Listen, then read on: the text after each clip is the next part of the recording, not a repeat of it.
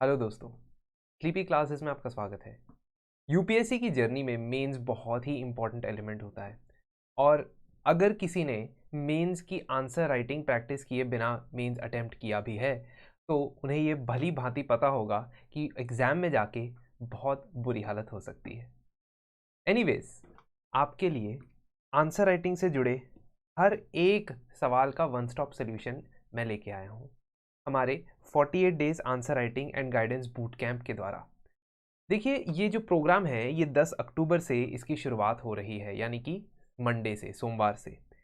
ये एक paid programme होगा। ऑफ कोर्स मैं बताऊंगा आपके कि कितना आपने इसमें पे करना है, बट उससे पहले ये ज़रूर सुन लीजिए कि 48 डेज यानी कि 8 हफ्ते यानी कि 2 महीने के अंदर अंदर आपके साथ जनरल स्टडीज़ के चारों पेपर के 48 क्वेश्चंस डिस्कस किए जाएंगे। तो इस प्रोग्राम का जो पैटर्न रहेगा वो कैसा रहेगा, हर रोज़ आपको एक क्वेश्चन दिया जाएगा 6 दिनों के लिए। ऑफ कोर्स संडे आपको छुट्टी रखी जाएगी।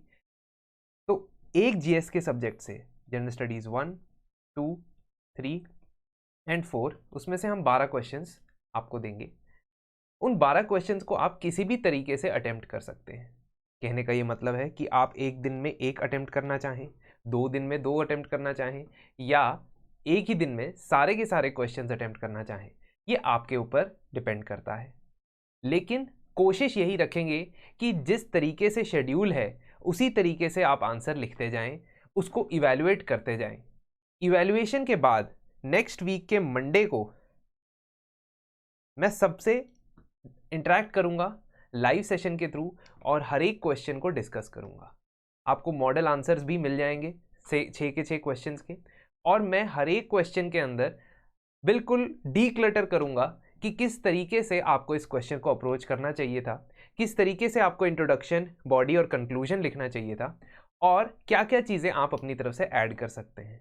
और इम्पॉर्टेंट बात यह है कि आप इस कोर्स के थ्रू एक टेलीग्राम ग्रुप में ऐड होंगे।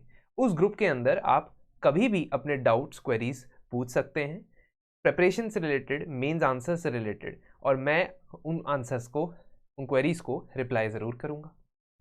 साथ ही साथ आंसर इवैल्यूएशन के साथ तो आपको मिल ही रहे हैं, मतलब आपके ये 48 आंसर्स इवैल्यूएट होंगे जिसमें आपको प्रॉपरली बताया जाएगा कि कहाँ कहाँ पे कमी या खामी रही है।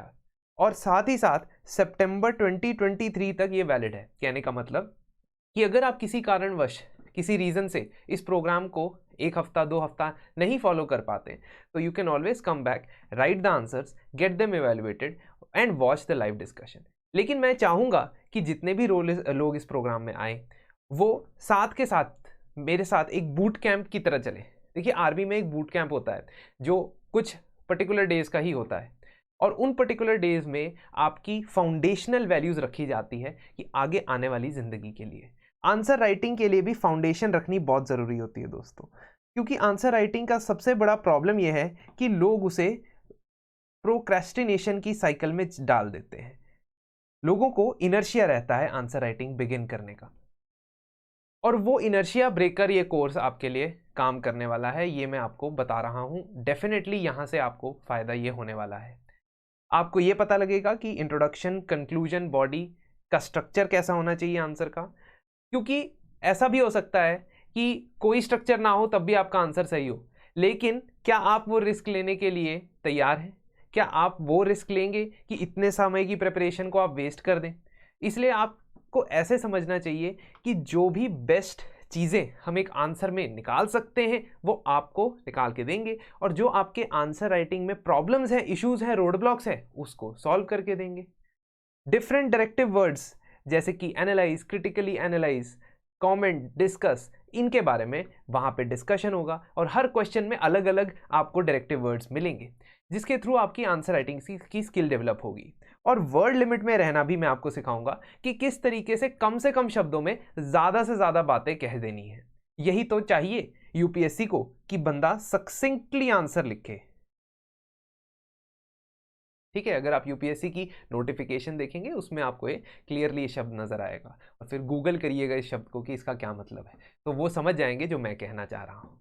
इस 48 डेज़ के प्रोग्राम के अंदर जो 10 अक्टूबर से शुरू होगा, हम जनरल स्टडीज़ 1 को पहले 2 हफ्तों में कवर करेंगे और ऐसे करते करते GS1, GS2, GS3, GS4 इनके सारे सब टॉपिक्स में से हम क्वेश्चन उठाने वाले हैं। तो आपको ये सिलेबस का या जो शेड्यूल है ये पहले ही मिल जाएगा। तो आपके पास एक और तरीका है, अगर आप चाहते हैं कि एक हफ्ते का टाइम मिले आपको प्रिपेयर करने के लिए, तो आप एक हफ्ते का टाइम लेके संडे को ये सारे के सारे क्वेश्चंस अटेम्प्ट कर सकते हैं। Means to each his own. अगर आप चाहते हैं कि आप एक टॉपिक को रिवाइज करके फिर उसके क्वेश्चन को अटेम्प्ट करें तो ऐसा कर सकते हैं। तो मैं ये कहना चाहता हूं कि ये कोर्स बेसिकली डिजाइन किया गया है आपको एक फाउंडेशन रखने के लिए आंसर राइटिंग के अंदर। अगेन, जिन लोगों ने पहला दूसरा महीना ही चल रहा है प्रिपरेशन का, हो सकता है वो इस कोर्स को अभी ना इस्तेमाल करें, कोई बात नहीं। आपकी जब प्रिपरेशन के 3 या 4 महीने हो जाएंगे तब आप इस कोर्स को इस्तेमाल कर सकते हैं और आपके पास हमारे टेलीग्राम ग्रुप्स और डाउट सॉल्विंग का एक्सेस तो हमेशा ही रहेगा। तो वो चीज़ें जो है यहाँ पे आपको कवर की जाएंगी। पूरा का पूरा शेड्यूल मैं डिस्क्रिप्शन में आपके साथ अटैच कर दूंगा। इसके अलावा पैरेलली जो हमारा फ्री आंसर राइटिंग इनिशिएटिव है, डेली यूट्यूब पे जो हम 4 दिन में 4 जीएस के सब्जेक्ट्स का एक एक क्वेश्चन डिस्कस करते हैं, वो तो चल ही रहा है दोस्तों, उसमें कोई रुकावट नहीं आने वाली है। और अगर आप ये चाहते हैं कि वहाँ पे मैं कैसा डिस्कशन करता हूँ वो देखें, तो उसके लिए भी आपके पास प्लेलिस्ट अवेलेबल है। तो आपको एक तरीके से पता लग जाएगा कि how we are going to handle things. लेकिन यहां और वहां में क्या फर्क होगा, वहां पे आप मेरे से डायरेक्टली क्वेश्चन पूछ सकते हैं और वहां पे ही डाउट सॉल्विंग सेशंस हो जाएंगे। साथ ही साथ इवैल्यूएशन यहां पे आपकी नहीं हो पा रही है, लेकिन वहां जरूर होगी। तो एंड में यही कहना चाहूंगा कि अगर आप इस कोर्स को एनरोल करना चाहते हैं तो नीचे दिए गए लिंक पे जाइए। इस कोर्स की अभी वैल्यू रखी गई है 4999, that is after reducing of the cost. तो मतलब आपकी ओरिजिनल कॉस्टिंग इसकी 6999 थी, उसको 4999 रखा गया है। और काफ़ी ज़्यादा आपकी यूपीएससी के आंसर राइटिंग की फाउंडेशन के लिए ये इम्पॉर्टेंट होने वाला है। आई अश्योर यू दैट, क्योंकि मैं खुद इस प्रोसेस से गुजरा हुआ हूँ। मैंने रिसेंटली यूपीएससी का इंटरव्यू भी दिया है, तो मुझे ये पता है कि किस तरीके से हमें आंसर राइटिंग को हैंडल करना है। At least I can not claim that I know everything, लेकिन जो मुझे पता है वो मैं आपके साथ ज़रूर शेयर करूँगा। तो दोस्तों प्लीज़ ट्राई करें कि आप इसमें एनरोल करें और अपने फाउंडेशन को स्ट्रॉन्ग करें। Thank you.